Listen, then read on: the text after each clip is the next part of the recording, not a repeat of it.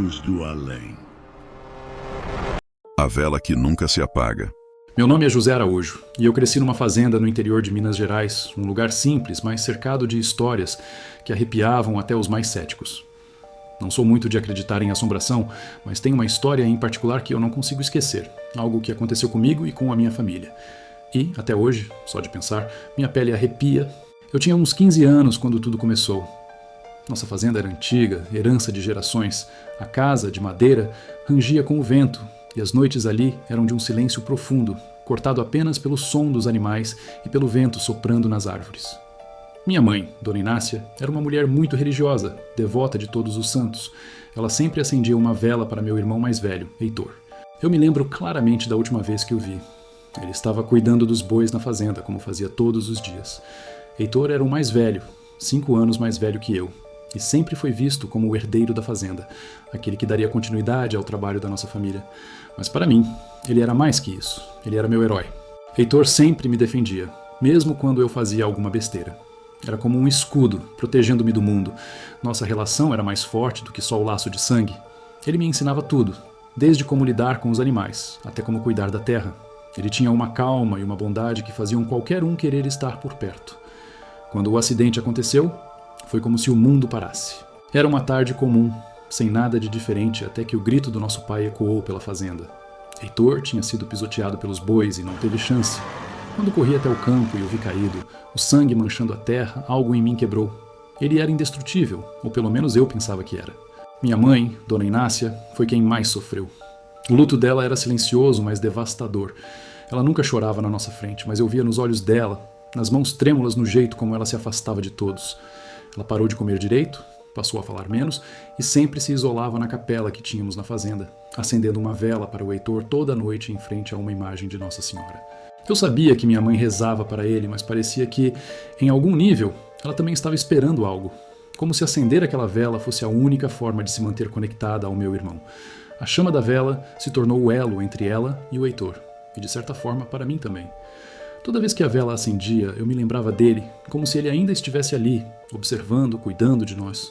Mas com o tempo, a vela passou a queimar de um jeito estranho. Lembro da primeira noite que reparei nisso. O vento soprava forte do lado de fora, uivando nas frestas da casa, e mesmo assim, a chama da vela não tremulava. Ela parecia sólida, como se estivesse sendo mantida por algo maior. A princípio, achei que era coisa da minha cabeça, mas à medida que as semanas passavam, a vela não derretia como deveria. Podia ficar acesa a noite toda, e quando amanhecia, o pavio continuava intacto. Não falei com a minha mãe sobre isso, apenas fiquei observando aquela mesma chama nunca se apagar. Fui até a capela aquela noite, verificar se minha mãe estava bem. Quando cheguei, ela estava parada em frente à vela, olhando fixamente para a chama. A vela brilhava forte, com uma luz que parecia maior do que o normal. O estranho é que o vento lá fora estava forte e eu conseguia sentir as rajadas entrando pelas frestas da casa. Só que a vela, ela nem tremia. A chama permanecia firme, como se fosse imune ao vento. Ela me olhou, com os olhos fundos, cansados do luto, e disse: Heitor ainda está aqui, José. Ele não foi embora. Essa vela mantém ele perto de nós. Foi aí que entendi. Minha mãe não conseguia aceitar a morte dele. A vela, de alguma forma, se tornou uma âncora não só para a alma dele, mas para o luto dela. Mas será que isso era possível? Podia uma vela prender alguém neste mundo? Era um pensamento que me deixava inquieto. Achei que fosse exagero dela. Talvez a dor de perder Heitor estivesse mexendo com sua cabeça. Mas naquela noite, fiquei com aquilo em mente. Dias se passaram e toda vez que ia até a capela, eu percebia a mesma coisa. Não importava o quão forte o vento soprava, ou se a vela deveria ter derretido completamente depois de horas acesa. Ela continuava lá, firme, com a chama intensa. Um dia, resolvi fazer um teste, estava achando aquilo surreal demais. Fui até a capela, peguei a vela e soprei com força. O que aconteceu a seguir fez meu coração parar por um segundo. A chama sequer se moveu. Era como se estivesse presa no ar, como uma imagem congelada. Tentei soprar de novo, mais forte, mas nada. Senti um arrepio subir pela minha espinha. Aquilo não era normal. Peguei um copo de água e joguei sobre a vela. Para o meu espanto, a chama continuou lá, queimando como se nada tivesse acontecido. Não conseguia entender. Era como se aquela vela estivesse protegida por algo, ou por alguém. Corri para o quarto da minha mãe, assustado, e contei o que tinha acontecido. Ela me olhou com uma expressão estranha, como se já soubesse o que eu estava dizendo. Essa vela é para Heitor, ela disse com a voz baixa. E enquanto eu rezar por ele, ela vai continuar acesa. Ele ainda está aqui, José. Eu não sabia o que pensar. Minha mãe acreditava de verdade que o espírito de meu irmão estava por perto, preso àquela vela. Eu não acreditava em fantasmas, mas depois daquela noite, algo mudou. Comecei a prestar mais atenção nas coisas ao nosso redor. Era como se a fazenda tivesse ganhado uma nova atmosfera, mais pesada, quase opressiva. Eu podia sentir que havia algo ali, mas não sabia o que era. As noites ficaram mais estranhas. Em algumas ocasiões, eu acordava no meio da madrugada com a sensação de que alguém estava me observando. O silêncio era absoluto, mas eu sentia uma presença, como se tivesse alguém ao meu lado. E sempre que eu ia verificar a capela, a vela estava lá, brilhando, imponente, como se zombasse da minha incapacidade de apagá-la. Cada dia que passava, eu sentia a presença de Heitor mais forte. Às vezes, à noite, eu tinha a sensação de que ele estava ao meu lado, como fazia quando éramos crianças. Eu sabia que, em algum momento, teria que fazer algo. Heitor não merecia isso. Ele era bom demais para ficar preso entre dois mundos, vivendo em sombras e em velas que nunca apagavam. Mas como poderia apagar a vela sem destruir o que restava da esperança da minha mãe? Naquela tarde, depois de mais uma noite insone tentando apagar a maldita vela, decidi buscar ajuda em outro lugar. A sensação de que algo estava errado, de que a presença de Heitor não era só uma ilusão do meu luto, estava me corroendo por dentro. Foi então que me lembrei do padre da cidade, o padre Nestor. Ele era conhecido por todos ali, uma figura respeitada, de uma bondade que parecia inabalável. A cidade, pequena e pacata, recorria a ele para quase tudo. Achei que ele poderia me dar uma visão diferente, mais espiritual, quem sabe. Expliquei tudo, desde o acidente com Heitor até a vela que de jeito nenhum queria apagar. O padre Nestor ouviu atentamente, sem interromper. Quando terminei, ele ficou em silêncio por um tempo, como se pesasse suas palavras com cuidado. Então me disse: "As velas, José, elas têm um significado profundo para nós. Quando acendemos uma vela para alguém que partiu, é como se estivéssemos oferecendo uma luz para que essa pessoa encontre o caminho, a passagem para a paz. É um símbolo de esperança, de orientação. Mas, às vezes, a luz que oferecemos pode não ser bem recebida. A maioria das almas deseja seguir em frente, José. Elas anseiam pela paz e pela luz que Deus oferece. Mas há aquelas que resistem, almas que não conseguem ou não querem deixar este mundo. E, em alguns casos, não são as almas dos nossos entes queridos. Existem forças, por assim dizer, que aproveitam essas luzes, esses convites, para se manterem perto dos vivos. Eles se alimentam do nosso desejo de conexão, do nosso luto, e se fazem passar por aqueles que amamos. Eu senti um nó no estômago. Então era isso? E se aquela vela não estivesse iluminando o caminho para Heitor, mas mantendo algo ali, algo que eu não entendia? Algo que talvez nunca fosse meu irmão? Então eu o questionei. O que eu deveria fazer para que a vela apagasse?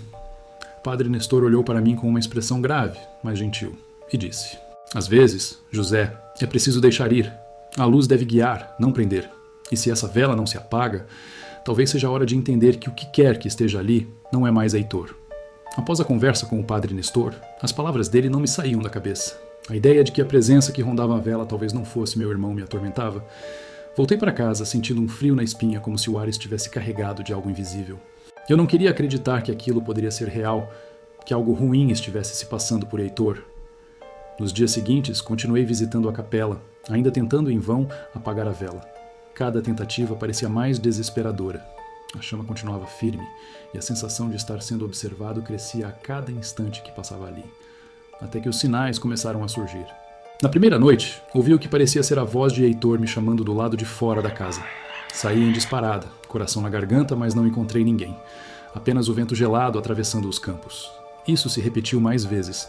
A voz parecia familiar, mas ao mesmo tempo, havia algo nela que me incomodava profundamente, como se estivesse distorcida, como se fosse uma imitação. Logo, outros eventos começaram a acontecer. Os objetos na casa se moviam sozinhos. No quarto de Heitor, o cheiro de terra molhada invadia o ar, o mesmo cheiro do campo onde ele havia morrido. Aos poucos, comecei a me questionar se aquilo era realmente meu irmão.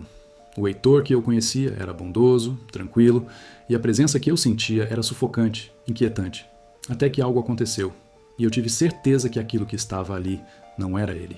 Eu estava em silêncio na sala, observando as fotos na parede, mas havia algo errado com uma delas. A moldura estava caída no chão, há vidro quebrado espalhado pela madeira. O retrato estava parcialmente danificado. Meu coração apertou. Aquilo não era apenas algo se passando por Heitor, se alimentando de nossa tristeza. Ele estava brincando com a gente, se divertindo com o nosso luto. Naquela noite, reuni toda a coragem que me restava. Ajoelhei-me diante do altar, meus olhos fixos na vela, a presença sombria daquela coisa ainda estava lá. Eu podia sentir, mesmo sendo cético a vida toda. Eu sabia que não estava sozinho ali, e que aquilo nunca poderia ser Heitor, mas continuei firme, minha mente repleta de memórias boas. Eu estava preso ao meu luto, assim como minha mãe e meu pai. Não era Heitor quem estava lá, mas uma entidade que se alimentava da nossa dor, da nossa incapacidade de deixá-lo ir. A vela queimava por nosso apego, pela nossa recusa em aceitar que ele se foi. Aquilo que estava ali prosperava no sofrimento. Foi nesse momento, diante daquela verdade, que algo dentro de mim mudou. Eu percebi que, enquanto eu me agarrasse a ele, enquanto minha mãe não o deixasse partir, a vela continuaria acesa e aquela coisa permaneceria. Heitor estava em paz há muito tempo. Nós é que não estávamos. Ajoelhado diante da vela, com arrepios subindo por minhas costas, algo me olhava, mas eu respirei fundo e, com lágrimas nos olhos, pedi com toda a minha fé para aquela imagem de Nossa Senhora Aparecida. Aquela imagem que minha mãe era tão devota, pedi com a fé ingênua de um menino de 15 anos, se aquilo que mantinha a vela acesa não fosse o meu irmão, para que ela pudesse me ajudar a apagar aquela vela. Eu soprei a vela, e desta vez a chama se apagou de imediato, sem resistência, sem qualquer tremor. A chama se apagou com um estalo e a escuridão que tomou o ambiente foi profunda e total. No silêncio que se seguiu, algo dentro de mim se acalmou. Minha mãe ficou surpresa quando encontrou a vela apagada na capela, mas nunca perguntou sobre isso. No fundo, acho que ela já sabia, ou talvez apenas tivesse aceitado. Naquela manhã, eu a observei de longe enquanto ela entrava na capela, as mãos segurando um buquê de flores. Ela parou em frente ao altar onde, por tantos meses, aquela chama insistente queimou sem fim. Pensei que talvez fosse reacender a chama, mas, para minha surpresa, ela só se abaixou lentamente e colocou as flores no altar. Não disse uma palavra, não fez uma oração. Apenas deixou as flores ali, como se aquele gesto solitário encerrasse tudo o que precisava ser dito. Depois de 20 anos dessa história, mantenho uma fé inabalável em Nossa Senhora Aparecida, algo que não tinha até aquela noite. Nunca contei à minha mãe que fui eu quem apagou a vela naquela noite. Não havia necessidade. De algum modo, ambos sabíamos que não era mais sobre Heitor. Era sobre nós, sobre seguir em frente. Talvez ela tenha sentido, assim como eu, que Heitor finalmente estava em paz. Ou talvez ela soubesse que, ao deixar a chama se apagar, deixávamos de alimentar algo que não devia mais estar ali. Até hoje, depois de 20 anos que ele se foi, ela ainda leva flores na capela, mas nunca mais acendeu nenhuma vela para ele. Se você chegou até aqui, parabéns. Nem todos têm coragem de encarar o desconhecido até o fim. Se gostou do vídeo, deixe seu like e se inscreva. Comente aí o que achou. E se você tem uma história assustadora para contar, envie seu relato para o e-mail na descrição. Quem sabe, sua experiência pode ser a próxima a assombrar este canal. Nos vemos no próximo vídeo.